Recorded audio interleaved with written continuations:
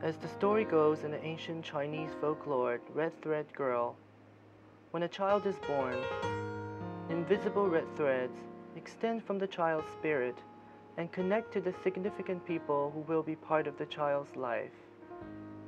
As the child grows, the threads shorten, drawing closer those people who are destined to be together. A family is a group of individuals who consider themselves a family. A group of people who come together, love each other, support one another no matter what. Adults who can raise a child who needs permanency. Every child deserves a permanent home. Today, through adoption of baby girls from China, thousands of families in America are being formed every year. It is destiny that brings them together, linking them with the invisible red threads and entangling their lives with love for each other.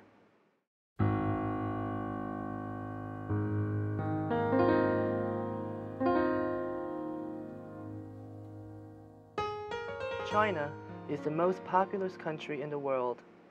A one-child policy is imposed in this society that traditionally prefers sons to daughters. Since the mid-1990s, it has become one of the main sources for international adoption for Americans. Currently, there are more than 28,000 girls adopted from China living in the United States. Among them, 4,681 were adopted last year. One-child policy really grew beginning in the 70s and grew larger as it went on. And a young couple getting married signs a paper that says they will only give birth to one child. There are some exceptions. A farmer who gives birth to a daughter first is allowed to try one more time, but if the second child is a daughter, that's it. And they aren't allowed to try a third time. Certain minorities are allowed to have 2 children. Xiaoning Wang is a businesswoman from Beijing, China. She runs an online store that markets Chinese culture products and has been closely involved with families with children from China.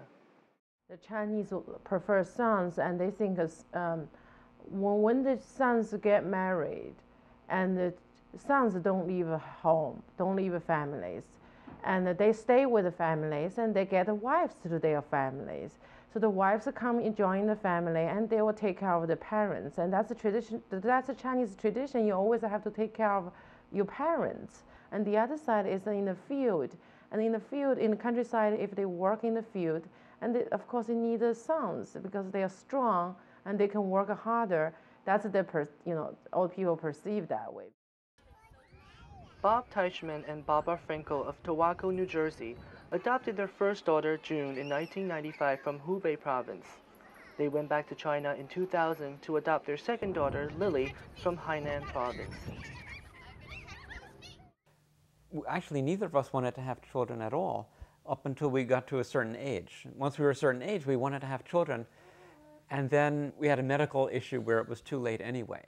I watched an interview on a news talk show of a woman minister, but she went over to China as a single mother to adopt a daughter, and it was the first I really heard about Chinese adoption, and I watched her interview and it just really moved me, and it seemed like something that would be something I really want to do. Robert Hill and Susanna Jacoby of New York adopted their daughter Eleanor from Jiangxi province in July 2000. They consider themselves an unconventional couple because of their age difference and turned to Chinese adoption. There is domestic adoption available, but it takes a very long time. And we're such a non-traditional couple that we were convinced that a birth mother would be less likely to choose us. The most difficult thing about the domestic adoption scene is that there is nothing that's predictable. Every single case is absolutely unique, and you do not know how anything's going to happen.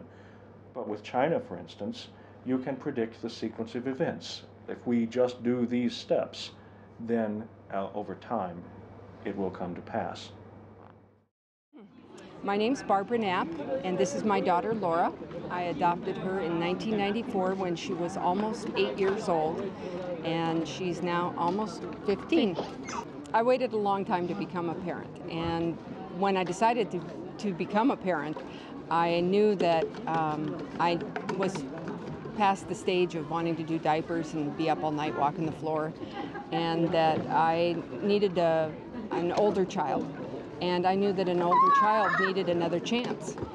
Many children Laura's age don't get adopted, and I thought I could do that. Fabio Giralli-Carazzi and Paula Swartz of New York adopted their daughter Francesca in January 2000. They're in the process of adopting a second daughter and are planning to travel to China in the fall of 2002. There seems to be, quote-unquote, a shortage of children in the States. A lot are assigned by private adoption.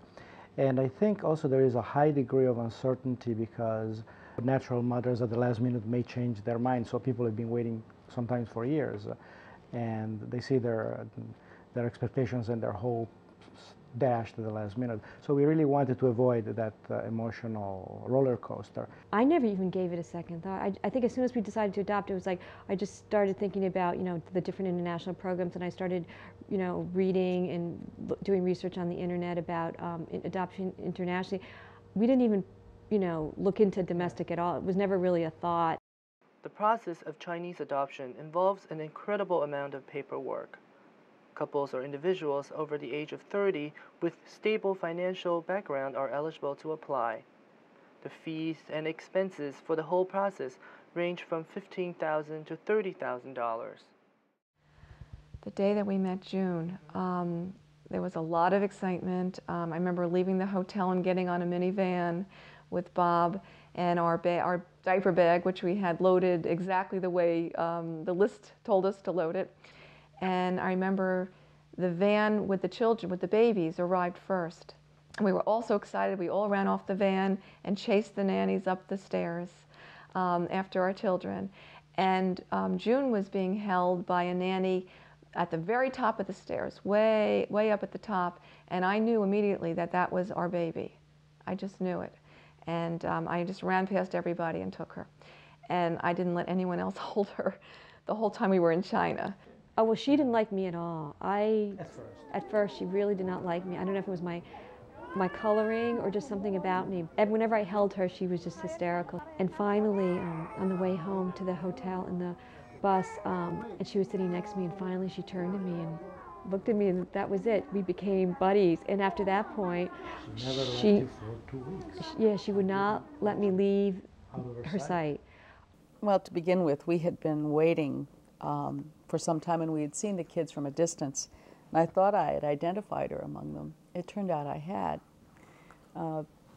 They had them all in a playground, a kind of playroom at the hotel, but every one of the kids was crying. It was kind of a mob scene. And I walked up to her. She was standing there clutching 2 little wrapped packages of rice crackers and wailing. I sat down in front of her, and one of the women who were the attendants from the orphanage, I think, came up and said essentially to her, "This is your mama." And Ellie looked at me and said essentially, "The hell you say." But pretty soon it seemed to me that the best way to handle this whole situation was not to try to distract her, but instead just to contain her as best I could and let her be sad. Because the fact was that she had good reason to be sad. And after a while, I don't even know how long it was, she continued crying, but she relaxed against me and began leaning against me and ultimately stopped crying. And she wasn't real happy about the situation, but she had more or less accepted it.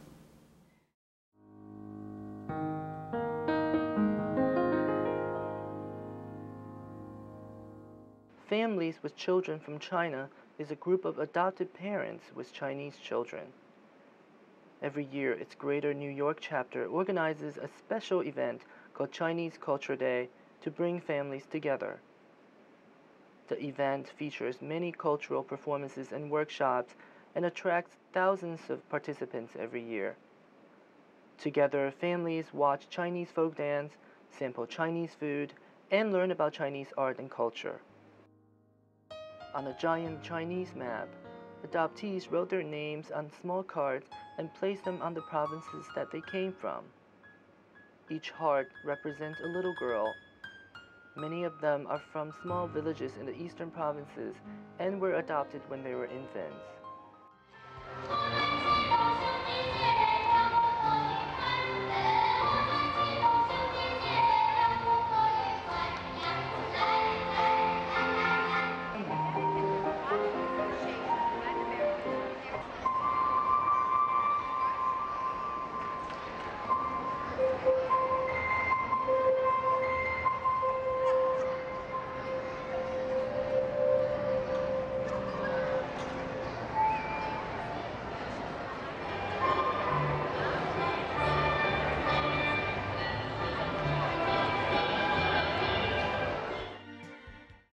Many parents believe that helping their children to reconnect to their Chinese heritage is important in boosting their self-esteem and shaping their identities.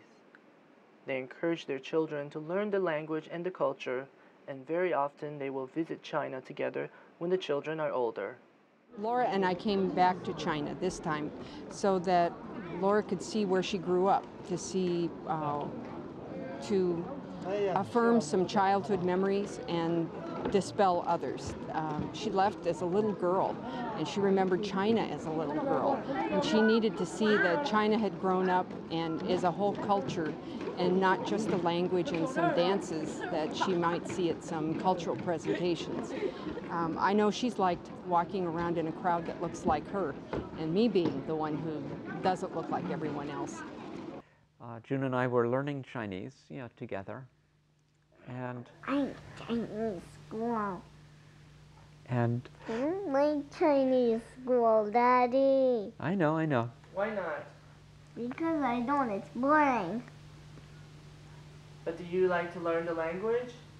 I do, but it's so boring.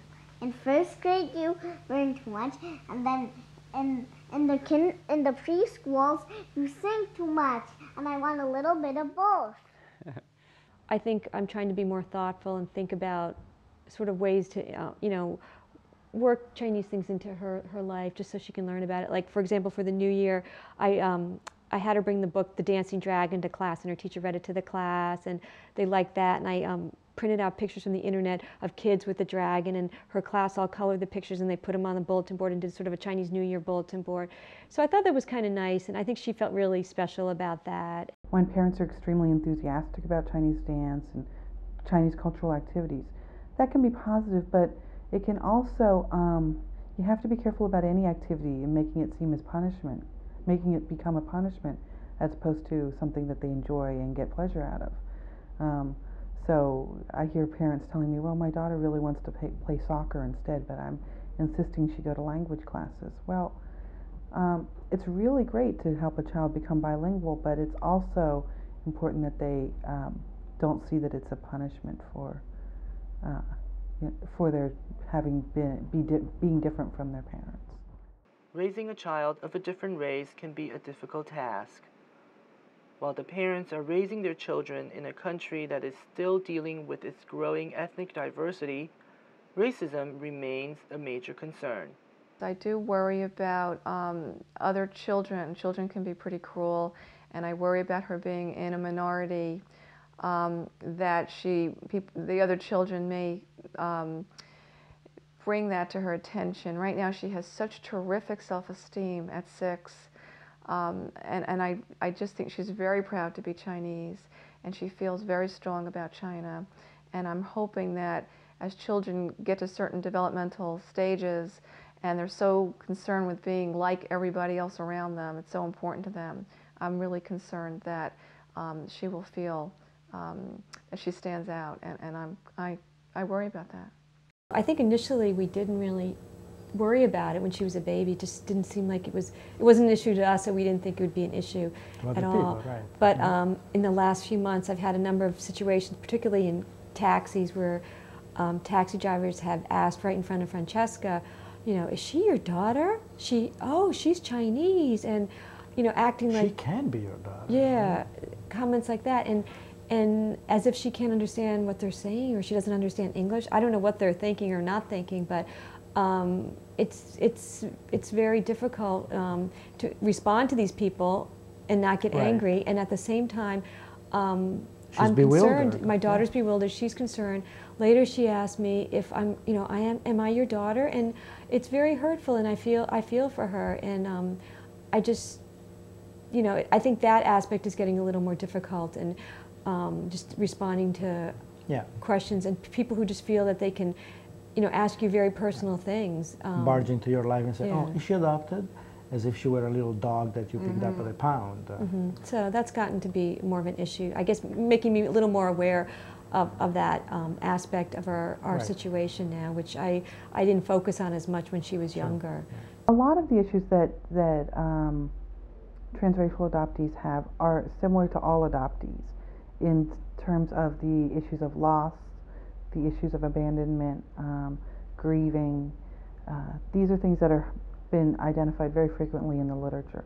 In adolescence, these things come into play much more in terms of thinking about identity, finding out who you are, what you stand for, what you mean, and what you hope to do with yourself. It's the loss of the birth parents that's the big issue.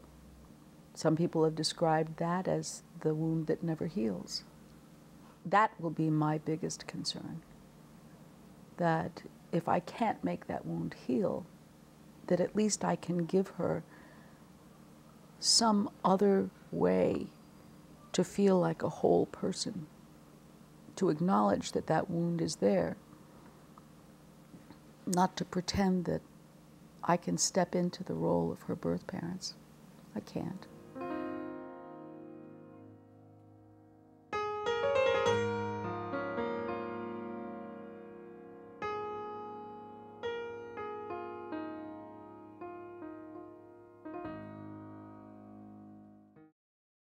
I think role models and just experiences with positive models from their own racial group can be very supportive of good self-esteem, of more of feelings of affiliation with a particular racial group. I have this question asked to me quite frequently: how much Chinese language or how much Chinese dance is enough for these children? One of my big messages, I would say, is that transracial adoptees, they're going to form some unique identity that encompasses a little of both racial and cultural groups, as well as this unique aspect that's a part of their adopted self. I mean, I don't think it really is an adoption versus, you know, biological child. I think, you know, a child changes your life. They become the priority in the center, and they have strong needs, and they're very demanding. And but at the same time, they're also generating so much emotional gratification that you don't need to go to the Met every other week. I mean, I never feel like I'm deprived in any way. In fact, if anything, I think, you know, our life has gotten fuller, and we have a lot of things to talk about. Yeah, and you know, I think we've met a lot of people through Francesca and her activities, and through families with children from China, and just in general. So every day there is something that needs to be addressed in that way. And I don't think that's why we went the second way. We've never laughed so much in our lives. So, no, she's very entertaining. Okay, blow, blow, blow, blow, blow. Go!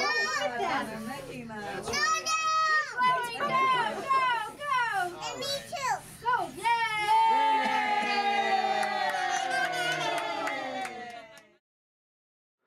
Mia Shenli was born in Taiwan in 1976. She was adopted by her mother, Patricia, when she was an infant and was raised in Central California. Well, I think that people are definitely very curious. People would ask about my last name, which is Shanley, and it's Irish. People would ask where that came from. They would ask if I spoke Chinese, of course, and I would say no, because growing up I never learned it. I learned English and Spanish. But no, I think that people have a real genuine curiosity, and that's fine. I like that. I would say that my self-confidence, self-concept is is pretty good. I don't think that I've ever felt uncomfortable about being Asian. I remember when I was really little, sometimes I would play with my eyes to see what they would look like if I pushed them together, what I would look like if I was Caucasian. There were times when I would look at my girlfriends and I'd think, oh, their blonde hair is so pretty. I wonder what it would be like to have golden blonde hair and that kind of thing. But I mean, of course, now that I'm an adult, I don't think about those things. I'm very comfortable with who I am and what I look like.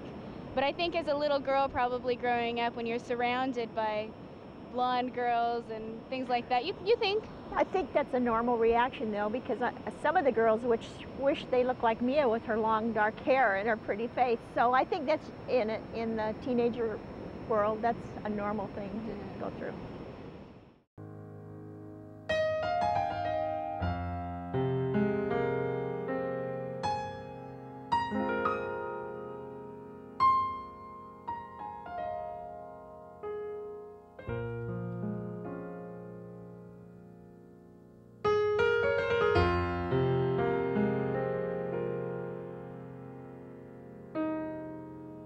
That since she was born in China, there will always be a piece of her that will have some connection with China.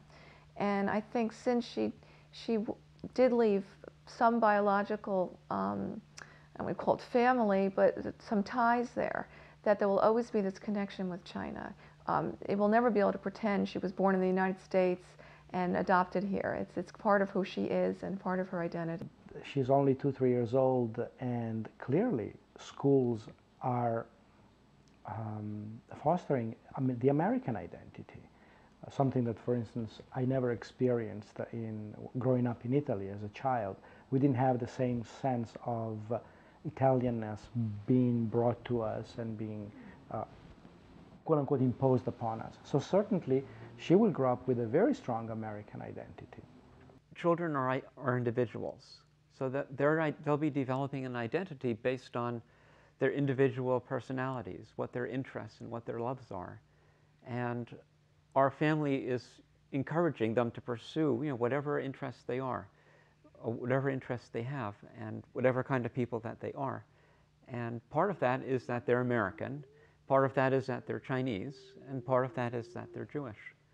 So a blend of all three will surface up, and the strength of any part of the blend is really will be an individual matter for them to figure out for themselves. You always encouraged me to have Chinese boyfriends. Not all the time. No. Not all the time. But she always had Caucasian boyfriends. So I would say, why not? As far as internal identity, how she will construct the various components and how they will merge into one solid block, it's impossible to tell. I have absolutely no idea. We all know that. I think we have to make her feel good about herself and positive. And I know we were watching the Olympics last week, and that she liked the skaters and everything. And I said, "Oh, there's Michelle Kwong. She's Chinese and she's American like you," and she felt really good about that. And she, I think. Yeah, those categories don't make any sense yet, to her, but at the same time, she recognized. Mm-hmm. Yeah, and I think she's starting to. To relate to that. Yeah, to relate in some ways. Yeah, I see myself more as American than Chinese. On the outside, I'm Chinese, and people here expect me to speak Chinese and not American. But in the inside, I'm really American. I might be American born in China. So that's what I am, American born in China. I feel like both Chinese and American. So far, I can't decide which one I feel more of. It's funny because probably growing up, I would have always said American, and if they asked for race on applications or anything, I would put Chinese. But now that I've went back and lived in Taiwan for quite a while, I like to say that I'm Chinese American or I'm Taiwanese American. But I would say the majority of my life it was always I'm American, period, I feel they really need to know their own identity, where they are from, and who they are. They are American children, but they are not American children like any other American children. So they have to know, they are on another part they are Chinese. Originally they are from China, and the China So what is a Chinese? Why, you know, what are Chinese doing, and what is the Chinese culture, and all these issues and all these things that I think they definitely need to learn about. Our racial identity can come from different sources as well. That our experiences, our interactions with, our friendships with people of different races may impact how we feel about ourselves and with whom we choose to become friends and feel comfortable with. People are hoping for a formula. If they do X, Y, and Z, then they will have a child who is very well adjusted and very happy and very aware and comfortable with their race and cultural background and everything else. Well, unfortunately, X, Y, and Z are not going to be the same for everybody. One thing that a lot of psychologists have emphasized in terms of adoption is encouraging attachment and encouraging a bonding with the adoptive parents, and that seems to be extremely important.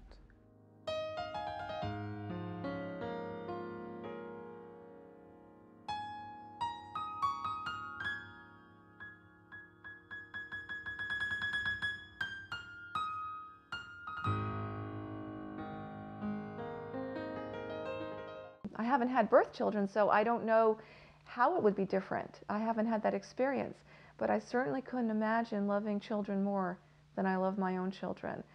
I just can't imagine there'd be any greater quality or element to it, because these children are the greatest loves I could ever imagine. In many ways, we feel that not only have we adopted 2 Chinese girls, but China has adopted us as parents. I never dreamt that I would build a family through adoption. I thought that, you know, I'd grow up and get married and have a family. And when that isn't how my life turned out, I decided that I still wanted to be a parent. I never found the man of my dreams, but I did find the love of my life. And that's my daughter. And I'm your husband. No, you're not. I know, I'm just joking.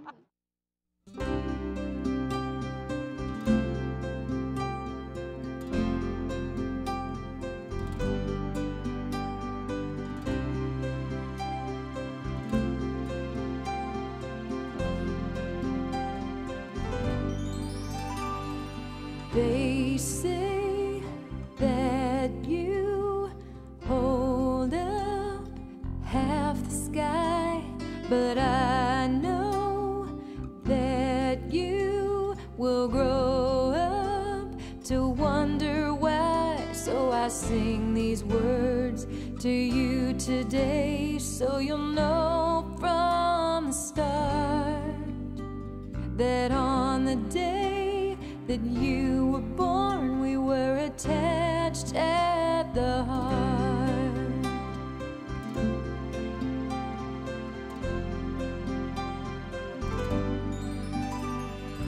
Every night by candlelight, I said a prayer to God above to guide our way until the day I brought you home to feel my love. And I hear there's a red, invisible thread linking people worlds apart. If that's so, then I know that we're attached at the heart. Deep inside, I know that it pained her to let you go. In 100,000 years I couldn't thank her enough, but I hope she knows that you found a home.